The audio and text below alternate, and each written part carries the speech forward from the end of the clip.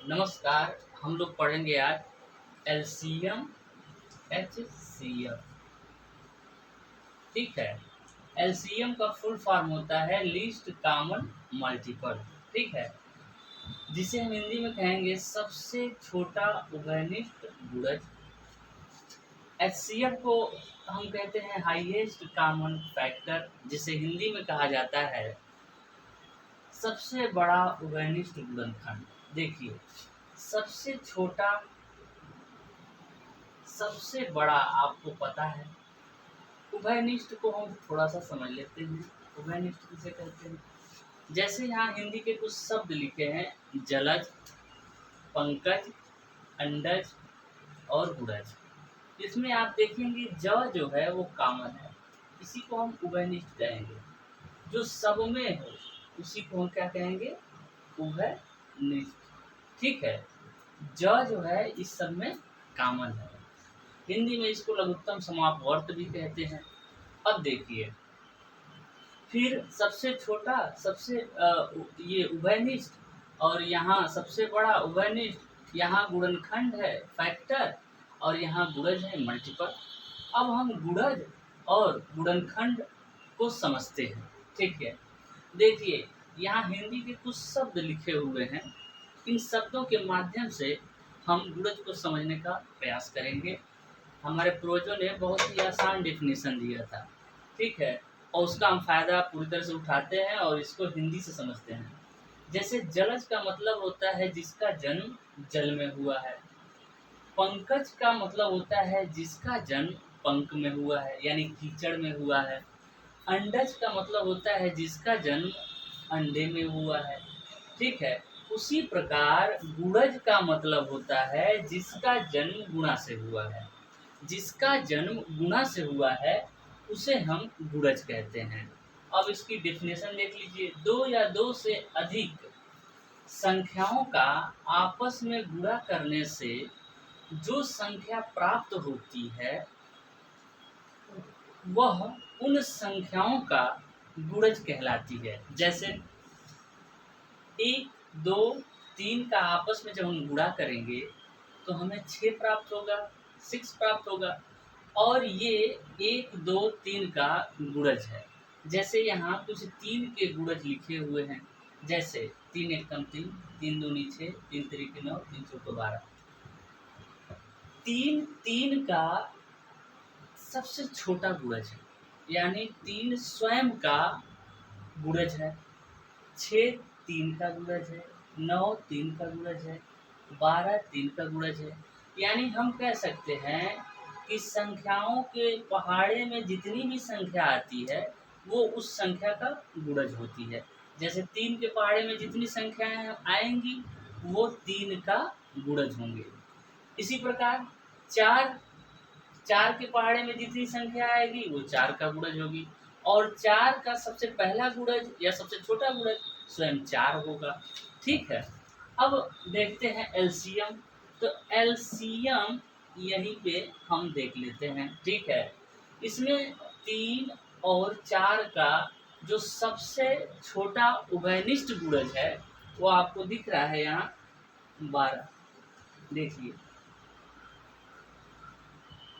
सबसे छोटा, यानी 12 से पहले ऐसी कोई कॉमन संख्या नहीं होगी जो 3 और 4 दोनों से विभाजित हो या दोनों के पहाड़े में आती हो। ठीक है।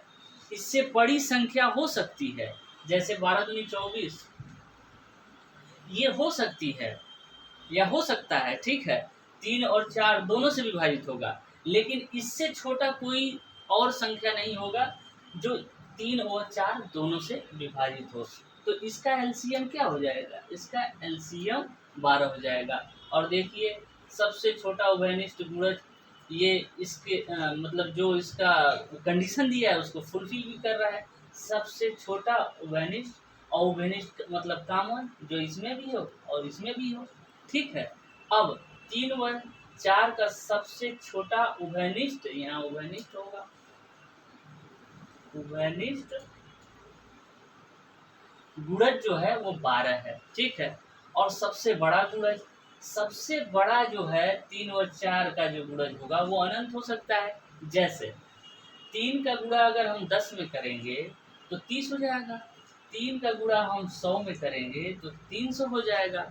और 3 का गुणा अगर हम 1000 में करेंगे तो 3000 हो जाएगा।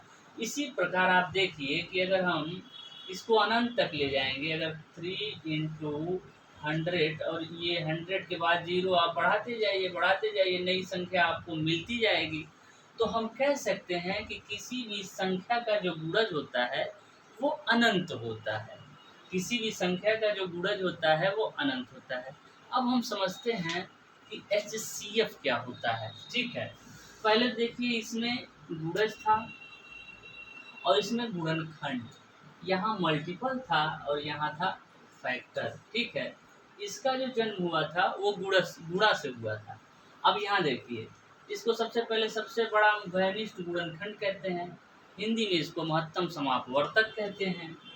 अब इसकी डिफिनीशन क्या होगी?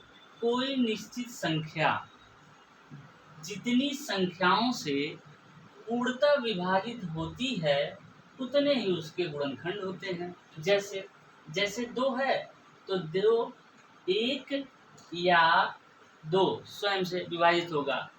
3 जो है 1 और 3 से विभाजित होगा। 4 जो है 1 2 और 4 से विभाजित होगा। तो 2 के गुणनखंड 2 हो गए, 3 के गुणनखंड 3 हो गए। ठीक है, और 4 के 3। यहीं से कंसेप्ट निकलता है प्राइम नंबर और कंपोजिट का। प्राइम नंबर और कंपोजिट का, जिसे हिंदी में हम कहते हैं अभाज्य संख्या और भाज्य संख्या। जैसे देखिए, जिन संख्याओं के केवल 2 पूर्णखंड होते हैं, 2 फैक्टर होते हैं, वो संख्या अभाज्य संख्या होती है। तो सबसे छोटी अभाज्य संख्या क्या होती है? 3 नहीं भैया, ये 3 नहीं होती है, 2 अभाज्य संख्या है। 2 क्या है? अभाज्य संख्या है। और 3 भी अभाज्य संख्या है। देखिए, इसके भी 2 गुणनखंड हैं, इसके भी 2 गुणनखंड हैं, तो ये भी अभाज्य संख्या है। ये भी क्या है? अभाज्य संख्या है, अभाज्य संख्या है। 4 जो है वो भाज्य संख्या है। देखिए, इसके 2 से अधिक गुणनखंड हैं। तो इस प्रकार अब इसमें से हम HCF कैसे पहचानेंगे? अब देखिए, ये तीनों संख्याओं में जो है वो सबसे जो छोटा या सबसे बड़ा देखेंगे ना, यहाँ सबसे बड़ा जो है वो उभयनिष्ठ गुणनखंड कौन सा है? तो देखिए ये है। देखिए, एक सब में है तो उभयनिष्ठ हुआ। और देखिए, इसमें 2 है लेकिन 3 में 2 नहीं है, और यहाँ 2 है। अगर हम यहाँ इन तीनों संख्याओं का HCF देखेंगे, हाईएस्ट कॉमन फैक्टर देखेंगे, तो आपका 1 हो जाएगा। अगर केवल 2 और 4 का देखेंगे, 2 और 4 का अगर HCF देखेंगे, तो देखिए 2 और 4 का देखेंगे तो इसमें देखिए तो 1 नहीं होगा, 1 नहीं होगा, हाईएस्ट होगा। यही कंसेप्ट है। देखिए, इसमें भी 1 कॉमन है और 4 में भी कॉमन है, 1 दोनों में कॉमन है। लेकिन यहाँ हाईएस्ट कॉमन फैक्टर होता है, 2 भी कॉमन है। ठीक है, 2 भी कॉमन है, तो हम 2 को लेंगे न कि 1 को लेंगे। तो यहाँ अगर 2 और 4 का HCF देखेंगे तो ये यहाँ 2 हो जाएगा। ठीक है, और अब गुणनखंड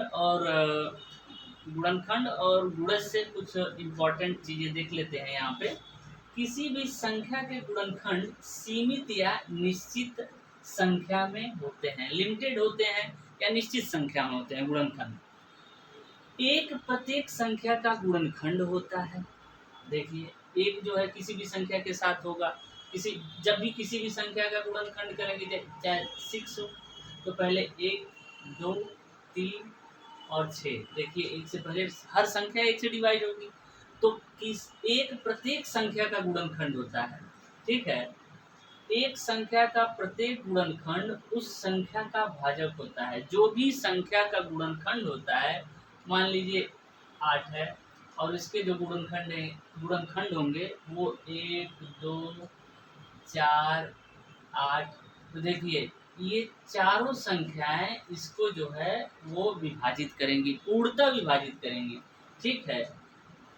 फिर है एक दी हुई संख्या के गुणनखंड सीमित होते हैं जबकि गुणज अनंत होते हैं। ये आपने यहाँ देख ही लिया। तो अब हम आगे देखेंगे कि किस प्रकार से हम एलसीएम और एचसीएफ आसानी से निकाल सकते हैं और इनके क्वेश्चन कैसे ऑप्शन से करेंगे। ये इतना तामझाम फैलाने की कोशिशें नहीं होगी, सीधे हम ऑप्शन से और ये विभाजिता के नियम पर उसको फॉलो करा के और पूरा क्वेश्चन सॉल्व कर लेंगे। अब अगली क्लास में हम मिलते हैं। ये मेरी पहली वीडियो थी तो कुछ मान लीजिए फंबल हो रहा है, धीरे धीरे ये चीज़ें सही हो जाएंगी और आगे नेक्स्ट क्लास में हम मिलते हैं।